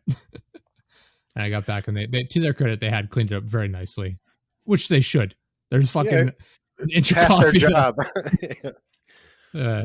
Yeah. So I got that, and I was like, I'm buying a used. I'm not wasting my money on a new vehicle. And then I see like people I work with now, like the one guy who's he's the owner's son, but he's like a manager that I work directly with, and he just bought like a brand new pickup truck, like $70,000. I'm like, I know you don't make enough money to afford this reasonably. I look at that for so many people because I live in the kind of a hillbilly area, right? They have It's the big like oversized trucks with the tow mirrors all the way extended. exactly. And I know they don't work construction. It's like they're probably on a road crew or something. They're not farmers. They got camo shorts and fucking, ridiculous looking Oakleys. And I hate to be that guy because I like trucks, Yeah. but it's like there's these hillbillies that are buying these 60, 70, $80,000 trucks. I'm like, what the fuck do you do for a living? There's no His way. dad has a Chevy High Country, which I don't know if I think it's like a Silverado or something. I don't think I've ever heard of a High Country. I think it's like a I'm Googling It's like a Silverado edition. The Silverado. Let's see if I can find this here. The starting price is like $70,000. And he got like the all like worked out, all tricked out and everything, all the mirrors and everything. And then I'm talking to him. Like this is like right after I started, they took me out for lunch. They're like, "Oh, we just want to welcome you to the team. We'll go out to lunch." I was like, "Okay." And he drives and he has his truck. And I get in. I'm like, "This is really nice." But not my thing. I've And not seen a price for that thing under $60,000. yeah, and I've lost myself on their website. I have no idea what I'm looking at this point. But he had it all tricked out and everything. And then like I'm talking to him like a couple weeks later, a couple months later, maybe it's starting to get like warm out because we're moving into mid spring, early summer. And he's like, yeah, he's like, we had to put our AC units in. I'm like, you don't have like, just put like central air. He's like, yeah, it's Right. expensive. We can't afford that. I'm like, you're spending almost $100,000 on a truck, but you're over like getting central air in your house. Like, Oh my the God.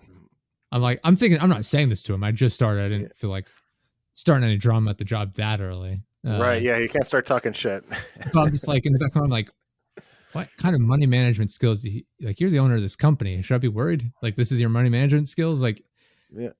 you're buying this big expensive truck, but you're not affording to put central air in your home. You Like, I got understand window units. This shit. like, I understand it's expensive, but like, priorities here. Like, this truck I know. is only going to depreciate in value. You put central air in your home, it's going to increase the value of your home. Yeah, I know. Fucking even get a mini split. It's like $8,000. What the What's fuck? that? What the hell was that? I don't know if you heard that. I heard like an alarm going off on my phone or something. I just heard something small. Yeah. I have no idea what that was. I don't have an alarm set on my phone.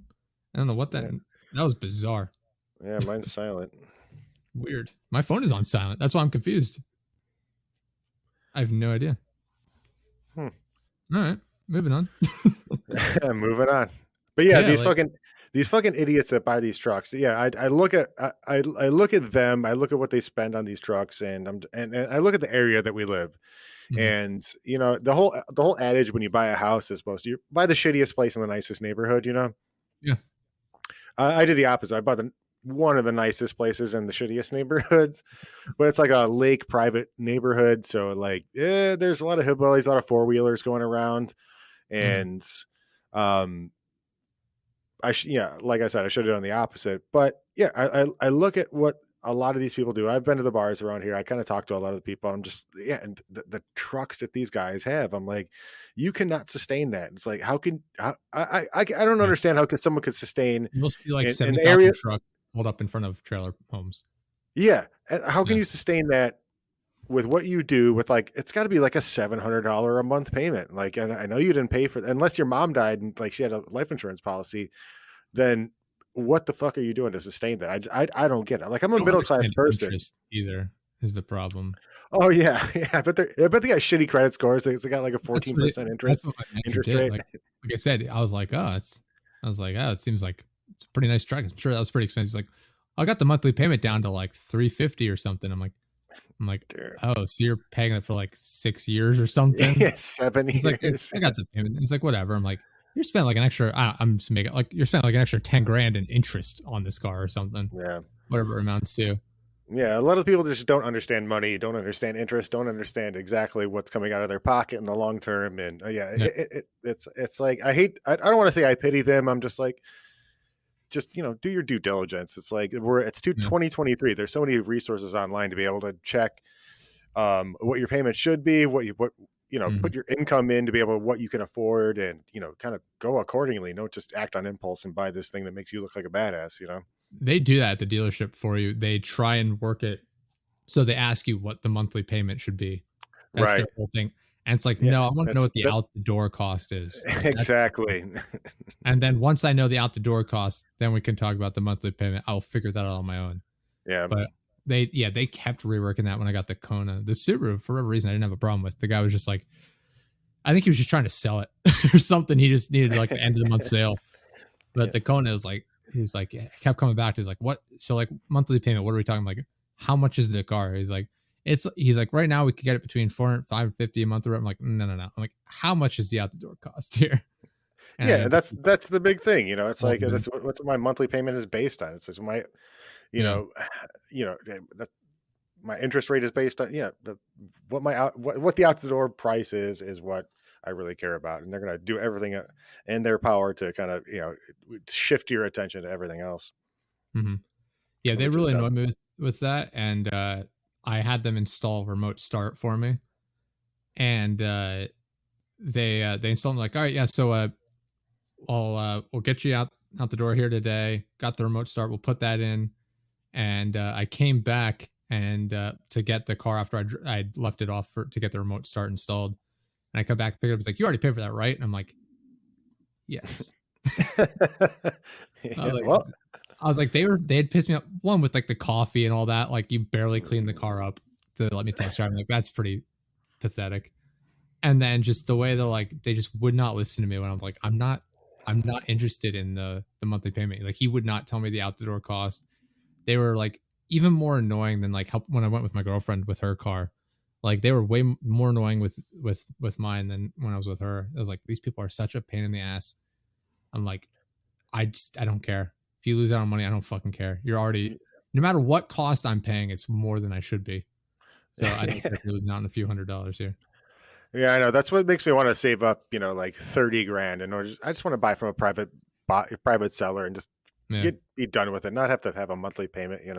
It's not in the cards for me really, but Yeah. man, that's what I'd love to do. Just be like, no, just give me the Carfax. Let me take it to a mechanic, sort it out. All right, there's my I 5-year-old say they're car a with pain. I 70-year-old. enjoy haggling with people though too. So it's like They can be. I'm walking into it knowing like it's gonna be annoying, but I'm also secretly enjoying it. Yeah. I got genuinely annoyed though. My girlfriend had taken her car in to the like a dealership garage, and where she had bought it from. And while it's there, it was making like a weird noise. And to summarize that side of it, it amounted to like there was a rock stuck like in the brake pad somehow or something. Like it was rubbing against something, causing the noise. And so like they're like, it's a non-issue. We won't even charge you for it. They did like an oil change while we were there, but it was like the actual thing she took it in for was like a non-issue. And while she's there, she took it from work, and I was going to meet up with her. And I got there like 20 minutes after she got there. I was coming home from work at the time. And I show up, it's her sitting there and her and her mom. And this salesman was there. And he's like, I walk in and he's already pulled up like 2 vehicles for her. Of course. They were Ford Escapes. I think she has an Escape. And he pulled up like the new like 2023 model at the time or whatever. 2 of them. And she's like, I'm not interested in that. She's like, I want a Honda CRV if I'm going to get a new one. I know you have them on the lot because I looked on your website. And he's like, all right, but I'm going to pull up the Escape.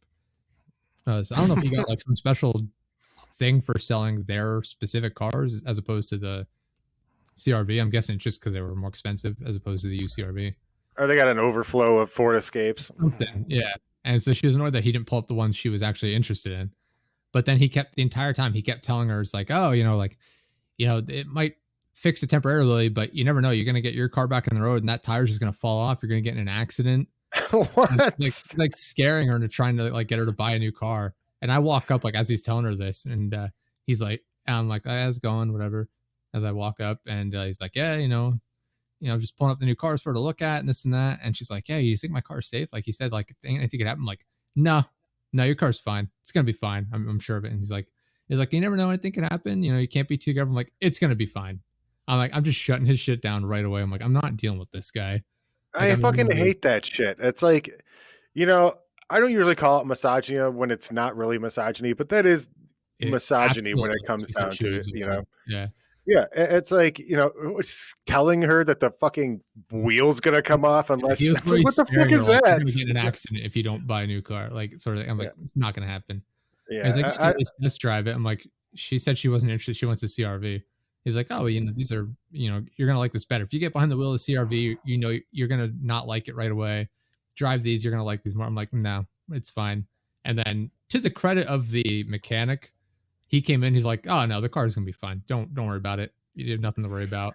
Fucking like, sleaze scumbag salesman, man. Yeah, the main thing I think my framing of it is like the mechanic is getting paid hourly to fix cars. He doesn't give a fuck if they sell any vehicles. Right. He's just there to fix cars.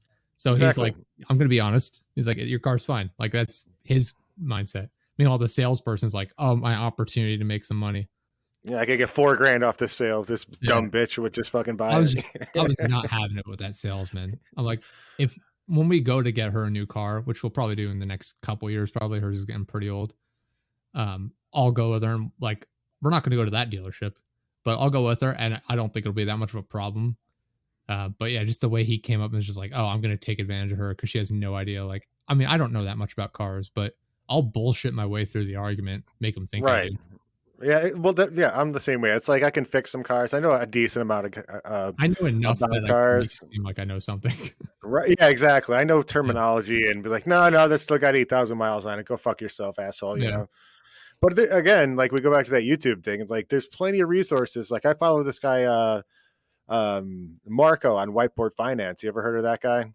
No, I He had don't. this super viral video about car dealership, and he kind of breaks down. He's like, I used to work at a car dealership. This is what they're going to tell you. You know, they're going to break out this 4-square diagram and say, this is your monthly payment, this is your down payment, this is your trade-in, and this is what your overall cost is. Do not worry about any of these other squares are. Go, break down your overall cost. That's what you want to get down. Don't even tell them that you got to trade in. Just bring them down to that overall cost. Once you guys are settled on a price there, next bring in your trade in, and then start haggling down from all that other bullshit you want. He's got like a 10-minute video on it, but it's very informative, and I would recommend everybody watch that video. It kind of pulls the curtain back on car dealerships. I have his channel pulled up here. Yeah, I'm sure it's super useful. I did the same thing with my car. They wanted to figure out the value of my trade-in before we even negotiated the new car I was buying. I was like, let's deal with that later. I just want to figure out like how much this car is going to cost. It's like knowing full well they were just going to up the price of the new vehicle based on how much they get from the trade-in. Yeah, and then just talk shit about your trade-in, like, oh, this got to be fixed, that's got to be fixed. It's like, no, just give me the KBB value. It's like I went to it. My Subaru was a piece of shit when I traded it in. Like I said, it was over 200,000 miles. The transmission was completely shot. It needed new brakes. The tires were getting close to being needed to be replaced. I was like, it needs a lot of work, more than the value of the car. But I negotiated on the new vehicle. I'm like, all right, cool. This is the out the door cost. Perfect. Yeah, that's when you trade that shit in. Yeah, and then I was like, all right, now we have the out the door cost. Let's go with look at the Subaru. It's like, all right, and they offered me, I forget how much. It was more than I expected to get from it, to be honest. $3-4 grand, something like that. It was like $4,800. Yeah, okay. And I was surprised by that because it needed tons of work. Yeah, I was like, that's fine, just take it. That way it's not a hassle for me because I'd put a lot of money into it recently as well. I forget what there was something I had replaced. I needed like the serpentine belt. I think I'd just replaced not long before that as well. Mm-hmm. And I was like, I've put enough headaches into this, enough money into it. I think we've all been in that situation. You're like, this fucking car, it's got me a long way. I'm sad to miss it. Dude, I had like a 98 Tahoe I had for 6 years from 2013 to 2019, man. And it was rusted. It wasn't completely rusted out, just had a bunch of like 2 giant rust spots on it. Mm-hmm. But like the seats were like lazy boys, and it was all leather. It was like, fully loaded from 1998. But I was driving that thing around for 6 years, and man, when I finally sold that, I sold it for like there were so many problems with it. And even though it had that many problems, a single tear shed from my eye down my cheek when I let it go. I was like, bye, honey. I get attached to cars, It's like you drive them for so long, even if they are pieces of crap. I don't have that sentiment with my vehicles. So I appreciated the Subaru. I was like, I'm glad it lasted this long. But I'm like, it's a vehicle. Like I think purposefully I don't do that because I'm just looking at the value of it and seeing like how it can best manage my income. Because like growing up was like it was just my mom raising me for the most part, and I was like, she was really on a budget all the time, having to just scrape by to get by. And I was like, all right, I'm not going to be in that situation when I grow up. And I've made it, so it's not the case. Yeah, I had that for a long time, and no, I still loved my pieces of shits. Yeah, like it's weird. Like people gave me, no, I don't want to say people gave me a hard time, but they looked at me funny. Like people I used to work with when I worked like an hourly job. I used to work at a university, and that's where I worked like 80-hour weeks for months and months and months on end. And they're like, man, you gotta get a life. I'm like, I'm going to in like a year. I'm working hard so I can make all this extra money. You guys are out here going out to the bar, spending money, getting your DoorDash and shit. I'm like, I'm just making the money and not spending it. It's great. Yeah. Like, I'm going to be getting a 2-year-old car in 3 years, and you're going to be driving a 7-year-old car in 2 years. Yeah, you're going to still be driving that shitty car that's breaking down on you. I'm going to be fine. Yeah, exactly. It's fun with cars. I don't want to say everyone should have to work 80-hour weeks just to like have a decent life. I think there should be a middle ground probably, but it's like there are definitely people that I've worked with over the years and still work with, to be fair, who are just like, I just don't understand why things aren't working out for me. I'm literally doing nothing to provide for myself. Yeah, yeah. It's like Well, yeah, they're mindset. delusional. Yeah, they do the bare minimum and wonder why Yeah. things aren't working out for them. Yeah, I'm never it's going to like get a promotion here or raise. It's like, well, what are you doing to deserve it? Let's be right, realistic here. You show up right. Like, I'm not saying people have to show up early to work, but like you're showing up. If you start work at 8, you're showing up at 8. So it's like 8:15 by the time you're actually sitting at your desk working because you're off getting coffee or whatever. It's like you're talking to other people for half an hour. It's like then you're constantly backed up on your work and scrambling around at the end of the day. And then you'll leave right at 5 because you got stuff to do apparently outside. It's like, so your work is constantly backed up because you're too busy socializing. yeah. Yeah, I'm right there with you. I don't understand the mindset of I'm entitled to extra because I do the bare minimum. Exactly. Yeah. I used to run a wood shop, and I'd run into these people all Nice. the time. They were all kind of low wage people, and they kind of ran the gamut of demographics. I had white guys, I had Mexican ladies, I had they're all low income people. But the Yeah. people that actually stayed and enjoyed their job, because I wasn't a tyrant, but I kind of demanded a lot of my people. I was just like, we're here to do something. You're getting paid to do this. You're not getting. Mhm. I don't care if you talk, but talk and work. Like we Yeah. got a job to do. Let's kind of do this thing. And it was all Especially if you're working in a field that has deadlines. right. And Like, well, and I don't know what your business was like, but like even where I work now, it's like we're working with clients where it's like we have 5 weeks to get this done. We don't have time to sit around and not do the work and just slack out. Like if this doesn't get done, we're out of thousands upon thousands of dollars. It's like right. I can't have you fucking around. Like if this doesn't get done, it directly affects me, and then that's going to directly affect all of you. Because I'm not paying this out of pocket. I'm not paying for you to not do anything. Right. And then they would just get attitude about, well, they should pay me more. And it's like, well, you signed up for this. It's like you signed a contract, you signed an application, you did whatever. It's Mhm. like you're not living up to the deal. We had a Yeah. deal. You're not living up to it. We're living up to it. You know what happened going into it. And then Mhm. all of a sudden, and the one thing I noticed is like you can have really good interviewers and have shit employees. And you can have bad interviewers and have great employees. You never Mhm. know when someone sits down in front of you and can talk a good game or talk a shit game, how they're going to perform in the field. Yeah. Yeah. I know And there was that's a. Go ahead. I'm sorry. Go ahead. no, it's just a crapshoot. I mean, you never know, who the real person is in front of you. It's like, I mean, even I've gone to job interviews and put my best foot forward, and I kind of look at myself as I'm a good interviewer and a good worker, but they just I don't know, something maybe is a little bit off about me. You never know when someone's going to pick you. Mhm. But putting that best foot forward is not always your guarantee for the job. And maybe Yeah. people get jaded, and yeah, I think that's my overall point. People get jaded after a while when they just interview Mhm. these people and they don't work out. They interview these people, they just don't work out, and it's like fine, and they just kind of accept anybody. And that's how I was at a certain point in my last job Yeah. running this wood shop. I was just like, all right, fine, fuck it, we'll see how you do. And then you kind of get a mutiny on your hands after that. It's like, well, why are they just getting anybody in here? And it's like, what this is what we're doing. This was in like 2020 when people are getting fired, people were getting laid off, right during Mhm. the pandemic. And I did have a mutiny on me. I'm like, well, I can't find anybody. What do you fucking do? Yeah. I don't know. It's weird. That's And just a mini rant that I had. there are people too who like their mindset is I don't have to do a good job. I just have to convince the boss I'm doing a good job. Yeah, You know what I absolutely. mean?